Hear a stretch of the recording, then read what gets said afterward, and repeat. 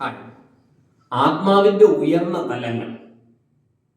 പൊതുവെ പറയപ്പെടുന്ന ആത്മാവിന്റെ ഉയർന്ന തലങ്ങൾ എന്ന് പറയുന്നത്, ഒന്ന് ഫിസിക്കൽ പ്ലെയിൻ അഥവാ സ്ഥൂല, നമ്മുടെ ശരീരത്തിന്റെയും അതേപോലെ തന്നെ ഇന്ദ്രിയങ്ങളുടെയും ലോകം.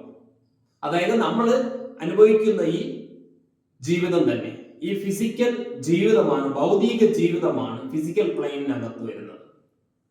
നമ്പർ 2, ഓസ്ട്രൽ പ്ലെയിൻ അഥവാ സബ്റ്റൈൽ, സൂക്ഷ്മതലം.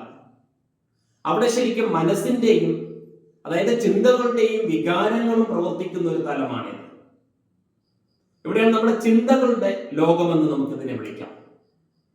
മൂന്നാമത് നമ്മൾ നോക്കുമ്പോഴേക്കും കോസൽ പ്ലെയിൻ അഥവാ കാരണം.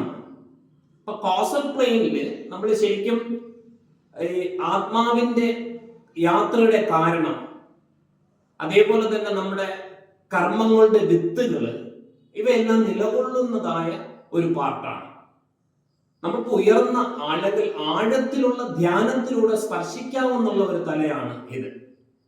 ഇതാണ് പ്രധാനമായിട്ടുള്ള 3 ആത്മാവിന്റെ ശരിക്കുമുള്ള ഭാഗങ്ങൾ എന്ന് പറയുന്നത്. Thank you.